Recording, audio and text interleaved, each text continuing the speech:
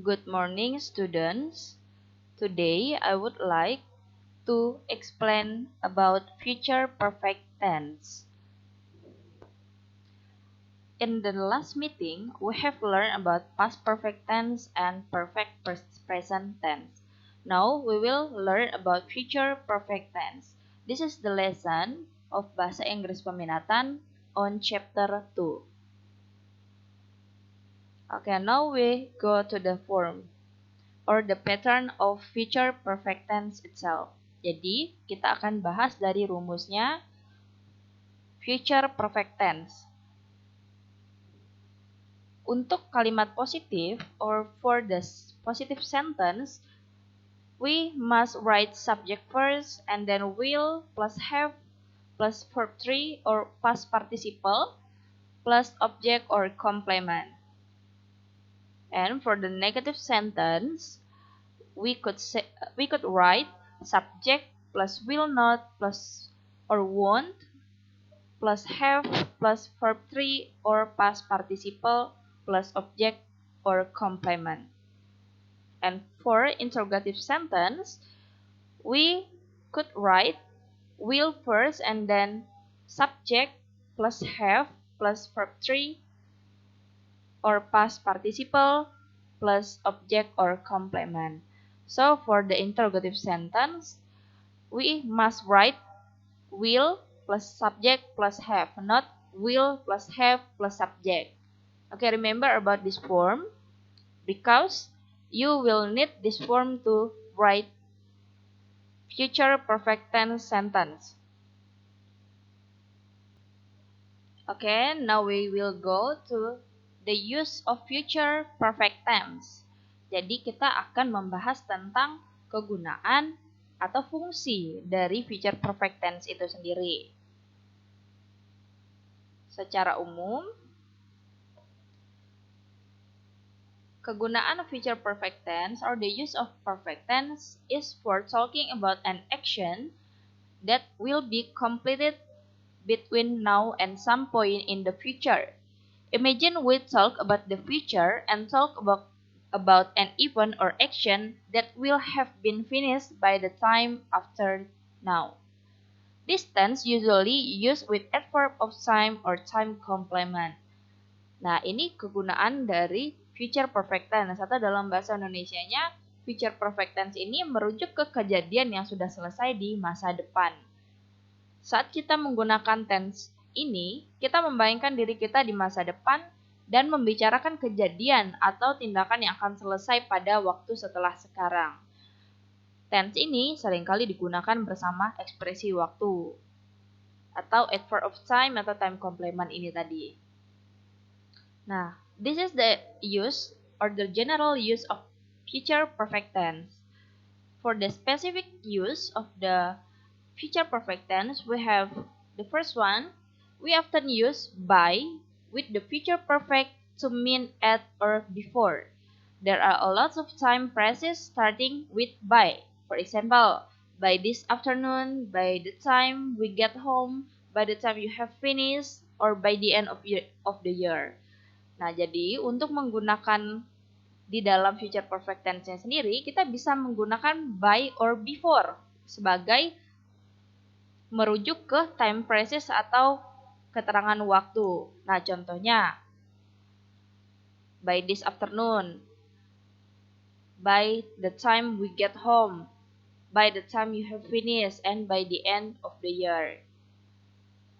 Nah, by this afternoon ini artinya pada siang ini.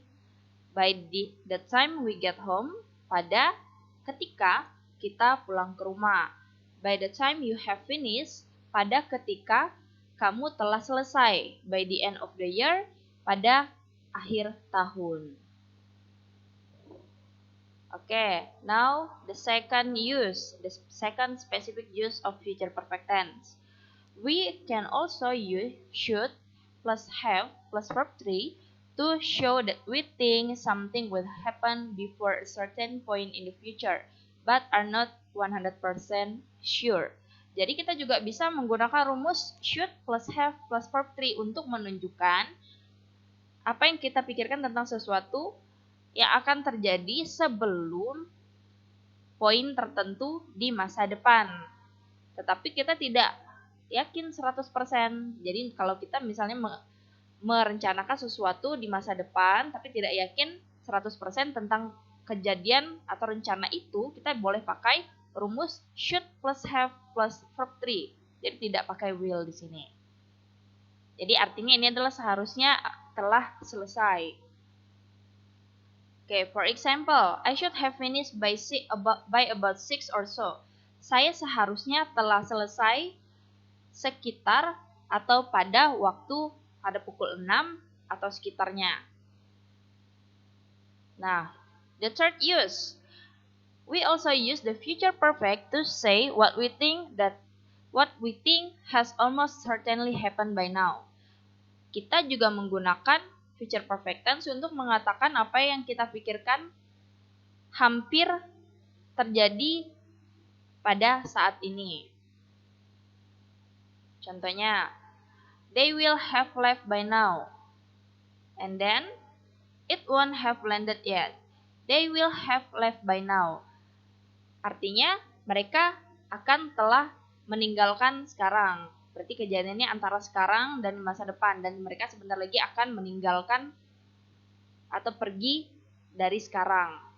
Nah, yang mana berarti I'm 900% sure they have left. Jadi saya 99% yakin bahwa mereka akan pergi. Kemudian, it won't have landed yet. Itu tidak akan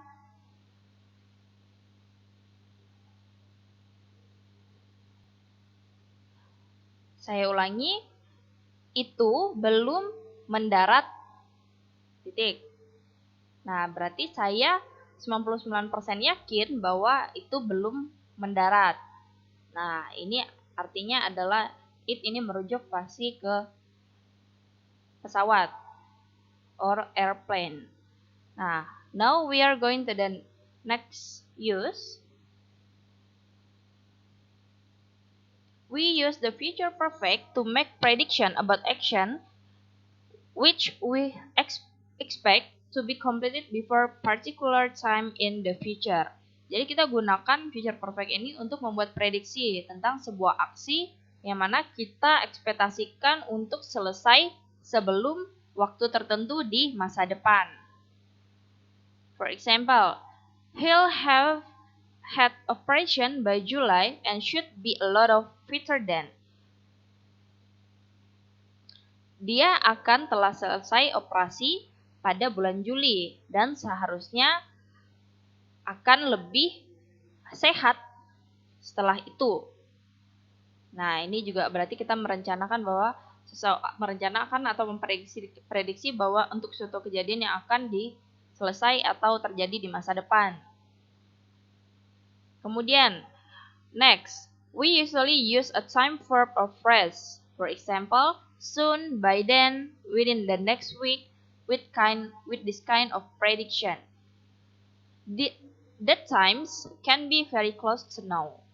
Nah, biasanya kita menggunakan keterangan waktu atau frasa waktu, contohnya seperti soon, secepatnya, by then, kemudian within the next week, dalam waktu minggu depan, dengan prediksi. Jadi kita gunakan ini, keterangan waktu ini atau time verb or time phrase this with kind of prediction, dengan beberapa prediksi atau dengan prediksi. The times can be very close to now. Nah, waktunya mungkin sangat dekat dengan sekarang. Jadi di masa depan tetapi tidak jauh dari waktu sekarang. For example, I'll have finished my report within the next hour. So you'll have a printout by lunchtime.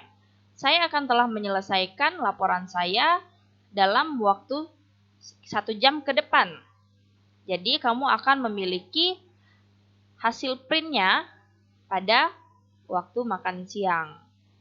Nah, this is the specific use of future perfect tense. Jadi ada banyak kegunaan secara spesifik dari future perfect tense. Jadi ada beberapa bentuk ya. There are some form of future perfect tense. Nah, tadi ada yang boleh pakai should plus have plus verb 3 untuk menunjukkan bahwa sesuatu akan terjadi sebelum waktu tertentu, tetapi kita tidak 100% yakin.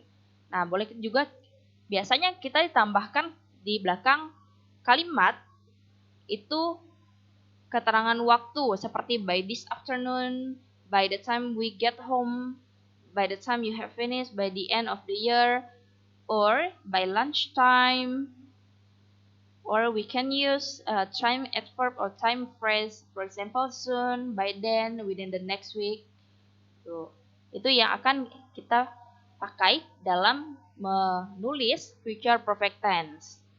Nah, now, students, you have to write a future perfect tense of one of these sentences. Jadi kalian harus menuliskan dalam bahasa Inggris dari salah satu dari kalimat di bawah ini. Jadi kalian hanya menulis salah satu kalimat di bawah ini dalam bahasa Inggris ya, menggunakan future perfect tense. Dan sesuai dengan rumus atau form yang telah saya jelaskan tadi. Kalian dapat menuliskan bahasa Inggrisnya ini di kolom komentar. Nah, tuliskan bahasa Inggrisnya dalam bentuk positif, negatif, dan interrogatif.